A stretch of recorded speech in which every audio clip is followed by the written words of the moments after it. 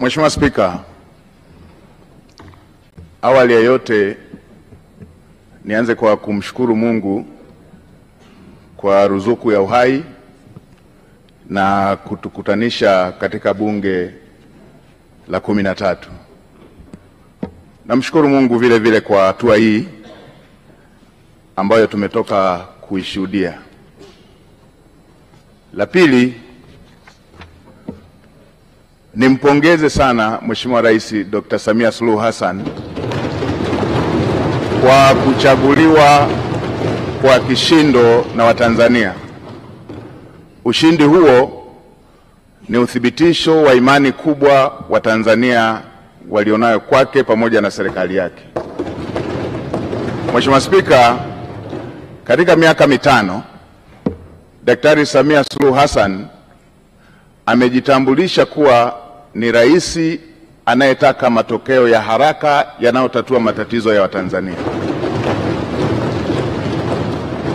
Amefanya hivyo wakati alipoapishwa kulikuwa na tatizo kubwa la umeme. Aliweka jitihada kubwa za kukamilisha mradi mkubwa wa bwawa la Mwalimu Nyerere na kuachilia umeme ule ambao umemaliza kabisa tatizo la kukatika kwa umeme na kuipa nchi ziada ya umeme. Alipoingia madarakani kulikuwa na tatizo la vifo vya kina mama wajawazito pamoja na watoto kutokana na upungufu wa hospitali na vituo vya afya. Katika kipindi kifupi amejenga zaidi ya hospitali 119 za wilaya, zaidi ya vituo vya afya 649 katika kata mbalimbali na zaidi ya zahanati 2800 kwa nchi nzima. Katika kipindi kifupi kulikuwa na shida ya shule pamoja na madarasa, na tulikuwa tukiona baadhi ya wanafunzi wakisomea chini ya miti. Katika kipindi kifupi amejenga shule mpya zaidi ya 2700 za msingi na amejenga zaidi ya shule 1300 za sekondari na madarasa zaidi ya 1097. Hivyo hivyo katika sekta zingine ikiwemo kununua CT scan hospitali zote za mikoa, MRI kwenye hospitali zote za kanda, pamoja na kununua mitambo ya kuchimbia maji kwenye kila mkoa na kila ukanda. Hiki ndicho kilichowafanya Watanzania wamchague kwa wingi na nimetaja tu kwa uchache.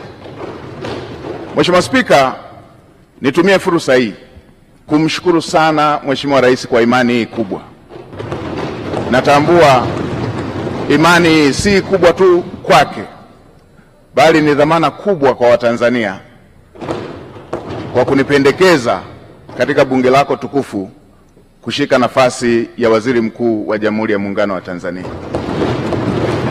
Natambua uzito wa majukumu haya pamoja na matarajio yake pamoja na matarajio ya Watanzania.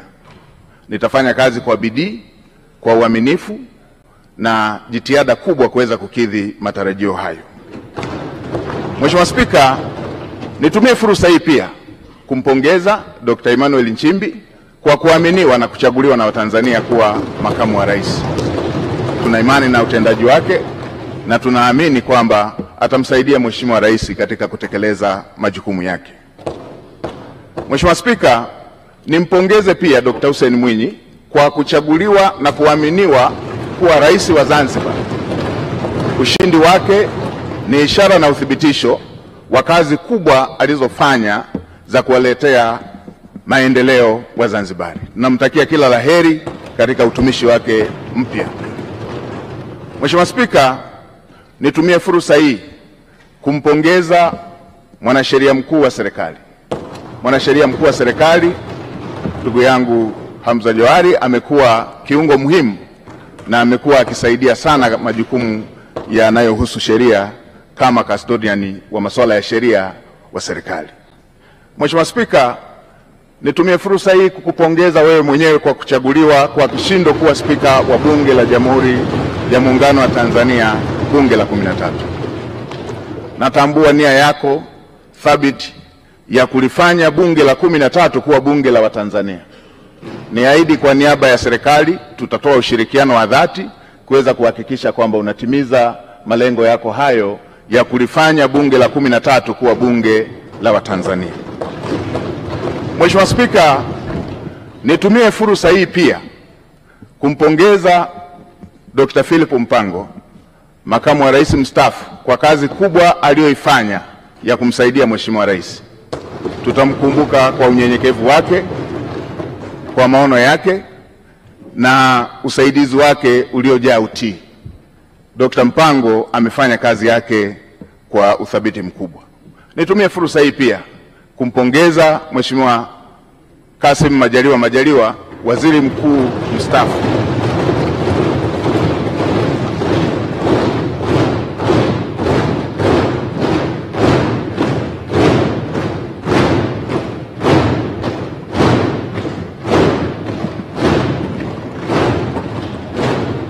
nimpongeze Mheshimiwa Kassim Majaliwa, waziri mkuu mstaafu, kwa kazi kubwa aliyoifanya bila kuchoka ya ufuatiliaji wa miradi, ya ufuatiliaji wa shughuli za serikali, kwa unyenyekevu wake, kwa uadilifu wake na kazi kubwa ambayo amefanya kwa taifa letu.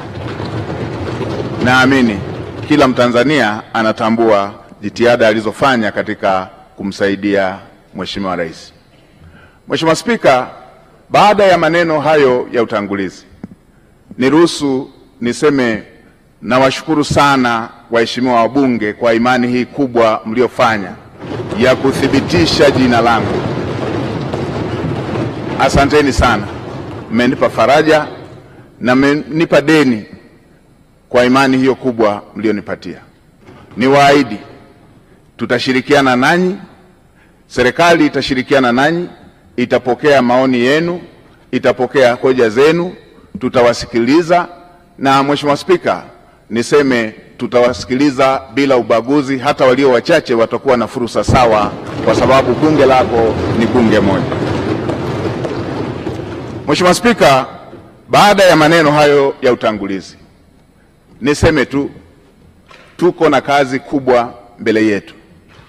Natambua ukubwa wa kazi iliyo mbele yetu, kazi kubwa kwa nafasi niliyopewa, lakini kazi kubwa ya serikali, lakini kazi kubwa kwa Watanzania wote.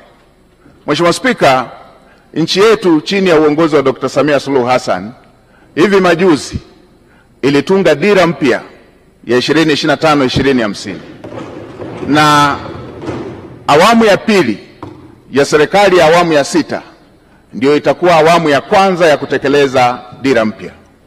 Na Mheshimiwa Spika, unatambua kipande cha kwanza asipokimbia kwa mbio ndefu kwa spidi kubwa, hata wale watakaokuwa wanampokea watakuwa tayari wamechelewa.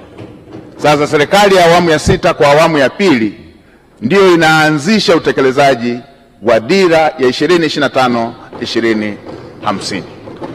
Mheshimiwa Spika, dira hiyo imebeba matarajio na matumaini makubwa ya Watanzania. Dira hiyo imebeba matumaini makubwa ya vijana ambao ndio hasa walengwa wa dira hiyo. Mheshimiwa Spika, tuna kazi kubwa ya kuanza vizuri kwenye utekelezaji wa dira hiyo, huku tukimalizia viporo vilivyokuwa havijakamilika kwenye dira ya 2025. Mheshimiwa Spika, natambua pia ilani ya uchaguzi ya CCM ambayo imejumuisha masuala yote ambayo ni kero kwa Watanzania katika maeneo mbalimbali. Na nilikuwa nafuatilia hata kampeni za uchaguzi, na ninyi waheshimiwa wabunge, kila eneo mlikuwa mkijiaziliza yale ambayo yapo kwenye ilani, ambayo ni mahitaji ya Watanzania katika maeneo yenu. Ilani hiyo imebeba matumaini makubwa ya Tanzania, na hasa kwa kuzingatia kwamba Dr. Samia Suluhu Hassan amejitambulisha kuwa ni rais wa matokeo, rais wa matokeo ya haraka, rais anayetatua matatizo ya Tanzania. Kwenye maeneo ambayo amepokea vijiji vikiwa havijapata umeme, ndani ya muda mfupi alimalizia vijiji vyote vikapata umeme. Watanzania wanatarajia takriban vitongoji 28,000 ambavyo havijapata umeme sasa vikapata umeme. Hayo ni mambo makubwa ambayo yanasubiriwa na Watanzania katika kipindi hiki kinachofuata. Si hivyo tu, Mheshimiwa Rais ametoa ahadi kupitia ilani ya uchaguzi kushughulikia tatizo la ajira kwa vijana, takriban kutengeneza ajira zisizopungua milioni 8 kwa ajili ya vijana wa Kitanzania. Hii ni kazi kubwa ambayo tutafanyia uratibu, usimamizi kuweza kuhakikisha kwamba ndoto ya Mheshimiwa Rais ya Watanzania wa vijana wetu kupata ajira inatimia. Tutaratibu mpango mkakati ndani ya serikali na kushirikisha sekta binafsi kuweza kuhakikisha kwamba dira hiyo ya Mheshimiwa Rais ya kutengeneza ajira zisizopungua milioni 8 inakwenda kutimia.